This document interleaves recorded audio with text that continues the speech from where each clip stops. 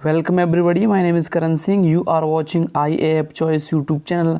आज के इस वीडियो में हम डिस्कस करेंगे प्रैक्टिस सेट नंबर 17 जो कि इंग्लिश का है।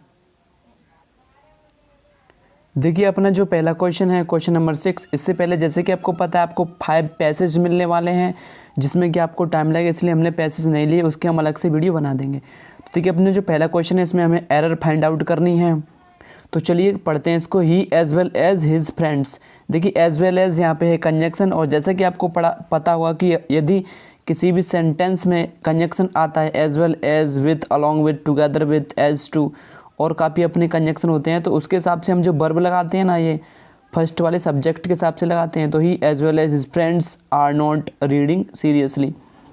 तो यहाँ पे जो वर्ब आया ना, ये फर्स्ट के हिसाब से आना चाहिए, ही के हिसाब से। तो ही के हिसाब से क्या आना चाहिए यहाँ पे इज, बिकॉज जैसे आप, मैंने भी आपको बताया, आप इस प्रकार के जो कंजक्शन लगाओगे जैसे as well as, with, along with, together with, as to, और काफ़ी होते हैं, तो आपको जो वर्ब आएगा ना वो फर्स्ट वाले सब्जेक्ट के हिसाब से आएगा, ना कि सेकंड वाले सब्जेक्ट के हिसाब से। तो जो आ रहा है ना यहाँ पे किसके हिसाब से आना चाहिए, ही के हिसाब से। तो ही के हिसाब से क्या होना चाहिए, यहाँ पे इज होना चाहिए, ठीक है ना।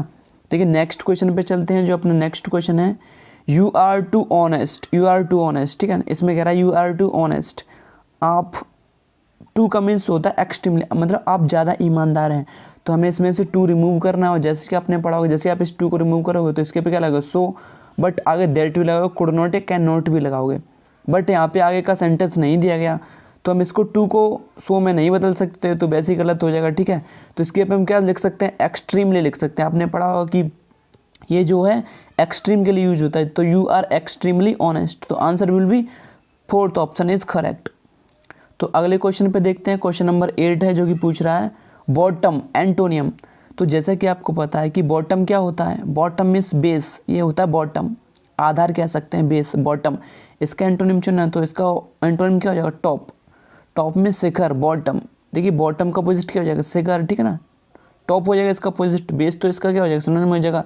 लेस मीन्स होता है कम, और ग्राउंड भी क्या हो जाएगा इसका सिनोनिम। तो टॉप इसका क्या हो जाएगा, अपोजिट हो जाएगा। आगे देखते हैं क्वेश्चन नंबर 9। तो क्वेश्चन नंबर 9 में पूछा गया है कैंडिड। कैंडिड का हमें सिनोनिम बताना है, सिनोनिम। तो जैसे कि आपको पता है कैंडिड का मीन्स क्या होता है, क्लियर, आई मीन सच्चा, फ्रैंक, फ्रैंक। और इसका हमें बताना सिनोनिम। तो देखिए सिनोनिम देखते हैं इसका, केयरलेस, केयरलेस मीन्स लापरवाह, डाउटफुल, डाउट मीन्स मतलब संदेह में, वेग्यू, वेग्यू मीन्स होता है अनक्लियर, मतलब क्लियर, धुंधला, क्लियर। फ्रैंक मीन्स होता है क्लियर, आई मीन कैंडिड मतलब सच्चा, क्लियर, एकदम साफ, ठीक है ना, बिना किसी वैसे, ठीक है ना। फ्रैंक आप समझ सकते हैं, कैंडिड का मीन्स होता है फ्रैंक, एकदम क्लियर। क्वेश्चन नंबर 10 पे चलते हैं। तो क्वेश्चन नंबर 10 है she heard foot step behind her. देखिए हमें जो यहाँ पे प्रेपोजिशन भरना है, जैसे कि आपको पता हो कि हियर्ड हो, ठीक है ना, फॉरगेट हो, और काफ़ी अपने होते हैं जिसके बाद कोई प्रिपोजिशन नहीं आता, हम कोई प्रिपोजिशन यूज़ नहीं करते।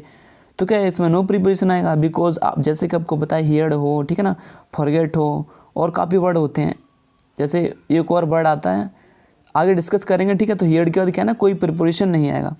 आगे चलते हैं क्वेश्चन नंबर 11 पे। तो she can never forget me, she can never forget me. तो फिर से यहाँ पे प्रिपोजिशन भरने को आया है। तो देखिए फॉरगेट के बाद कोई प्रेपोजिशन नहीं आता, तो नो प्रेपोजिशन, ठीक है ना, नो प्रेपोजिशन हो जाएगा। और जैसे कि आपको पता हो कि इंडियन एयरफोर्स में डेफिनेटली 2 से 3 क्वेश्चन प्रेपोजिशन के हर बार पूछे जाते हैं।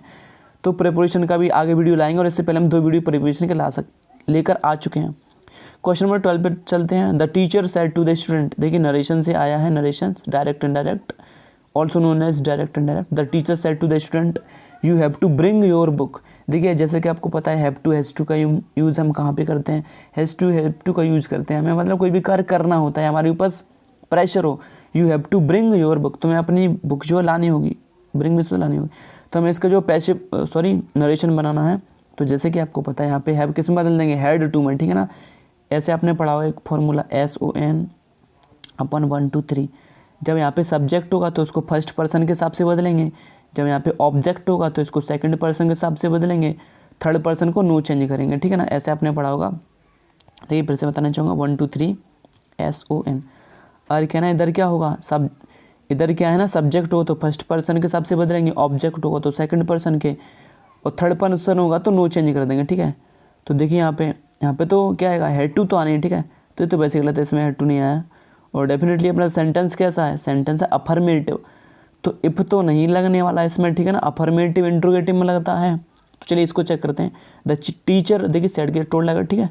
स्टूडेंट दैट, अब देख किसके हिसाब से आएगा, यू के हिसाब से, बिकॉज यू अपना है सेकंड पर्सन, और इसको किसके बदल से बदलेंगे, ऑब्जेक्ट। ऑब्जेक्ट क्या है, द स्टूडेंट्स प्लूरल हैं, बहुत सारे हैं, तो दे लगाएंगे, हैड टू ब्रिंग। अब क्या ना, जो देर आएगा ना, ऐसा नहीं, यहाँ पे तो योर आया था बिकॉज यू के हिसाब से आया था, अब यहाँ पे जो दे के हिसाब से क्या आ जाएगा, देर आएगा, ठीक है ना। तो answer will be second option is correct. आगे चलते हैं क्वेश्चन नंबर 13 पर। तो क्वेश्चन नंबर 13 है जो कि इसमें भरना है हमें प्रपोजिशन, ठीक है। हिज डीलिंग, देखिए डीलिंग, ठीक है, the customer is not good. देखिए क्या आपने पढ़ा होगा, DEAL, एक तो होता है प्रीपोजिशन डील इन, एक होता है डील विथ। देखिए डील के साथ दो प्रीपोजिशन आते हैं, डील इन और डील विथ। डील इन का मतलब होता है व्यापार करना, और डील इन का मतलब होता है व्यवहार करना, ठीक है ना, व्यवहार करना। तो देखते हैं इसको, his dealing the customers is not good, मतलब उसकी जो डीलिंग है कस्टमर के साथ, मतलब व्यवहार है कस्टमर के साथ, व्यवहार वो अच्छा नहीं, तो आंसर विल बी विथ आएगा, ठीक है ना, विथ आएगा। डीलिंग विथ मीन्स व्यवहार करना, और डीलिंग इन मीन्स होता है व्यापार करना, ठीक है। आगे चलते हैं नेक्स्ट क्वेश्चन पे। क्वेश्चन नंबर है अपना 14, बी ऑफ द मार्क। देखिए हमें जो यहाँ पे ईडीएम चुनना है, बी ऑफ द मार्क। तो जैसा कि आपको पता है बी ऑफ द मार्क का मीन्स क्या होता है, इफेक्ट, मतलब प्रभाव डालना, इफेक्ट होता है, ठीक है। आपने ईडीएम पढ़ा होगा काफ़ी बार, इफेक्ट होता है। आगे चलते हैं क्वेश्चन नंबर 15 पे। तो क्वेश्चन नंबर 15 है, Rakesh went the stair, preposition भरना है, राकेश वेंट द स्टेयर्स। जैसे कि आपको पता है स्टेयर्स का मीन्स क्या होता है, सीढ़ी, मंजिल, सीढ़ी। तो वेंट अप मतलब वो ऊपर की ओर चढ़ रहा है, ऐसे सीढ़ियों की ऊपर की ओर चढ़ रहा है, तो क्या होता है, went up, went up the stair. Went up का मीन्स होता है ऊपर चढ़ना, ठीक है ना, सीढ़ियों पर ऊपर चढ़ना।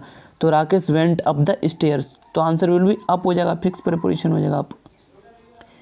हैव योर पेन, देखिए काफ़ी अच्छा हमारे पास वॉइस है, एक्टिव पैसिव।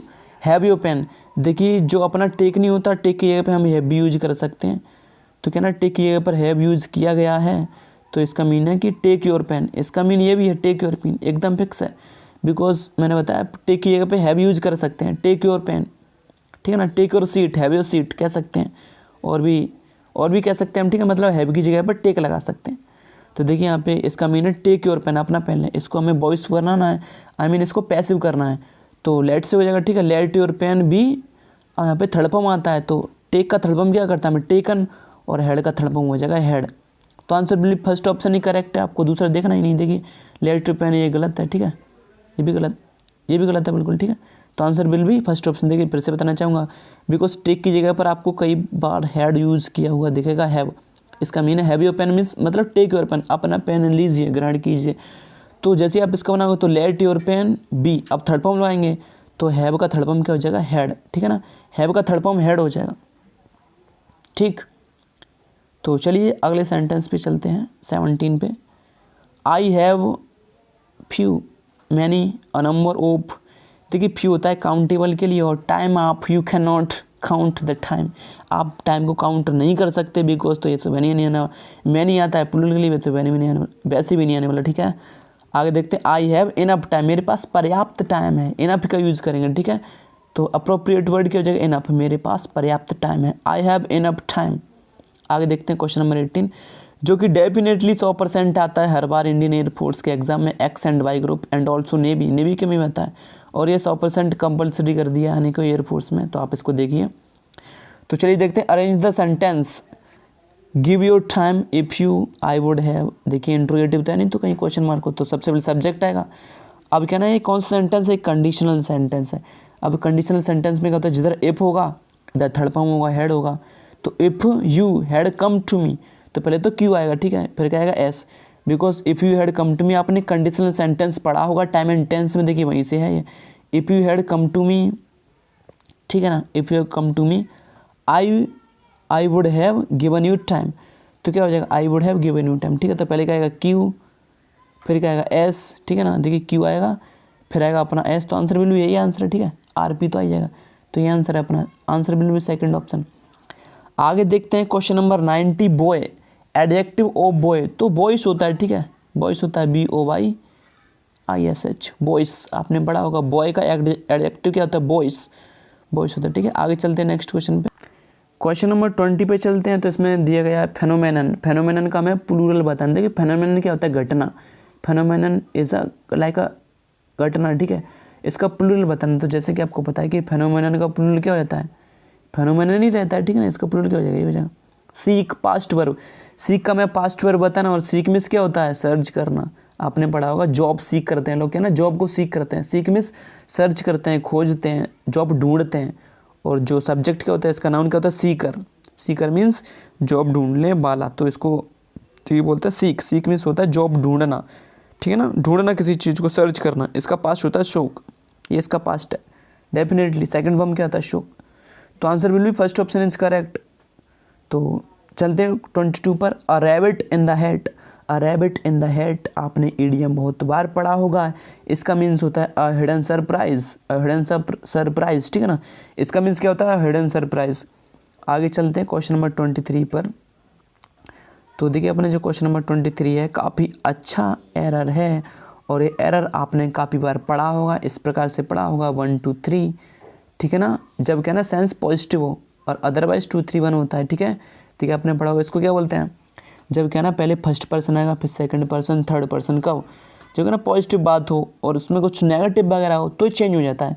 किसमें चेंज होता है आपको डेफिनेटली पता होगा। तो आप क्वेश्चन नंबर 23 का आंसर बताएंगे कमेंट बॉक्स में, ठीक है ना। इसका आंसर आप कमेंट बॉक्स में बताएंगे। मैं आपको बताऊँ question number 24।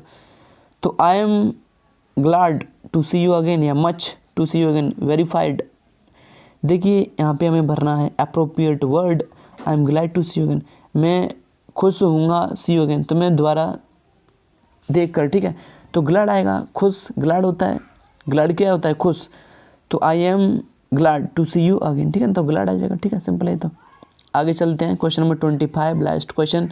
There is a interesting book. Much तो आएगा ही नहीं, ठीक है, आपने क्या ना डेफिनेटली डिग्री में पढ़ा होगा, मच तो आने नहीं वाला। This is a much interesting book नहीं होता, this is very much interesting book हो सकता है, बट इंटरेस्टिंग तो वेरी नहीं है। तो क्या होगा, this is very interesting book, this is very interesting book, ठीक है। तो क्या आ जाएगा, वेरी आएगा, answer will be very. Very is correct answer. तो दैट मीन्स कि ऑप्शन नंबर 3 इज़ करेक्ट। देखिए ये था हमारा आज का प्रैक्टिस सेट, जो कि इंग्लिश का था और 17 था। इससे पहले हम 16 प्रैक्टिस सेट करा चुके हैं। I hope you learn something from this video. Thank you for watching this video.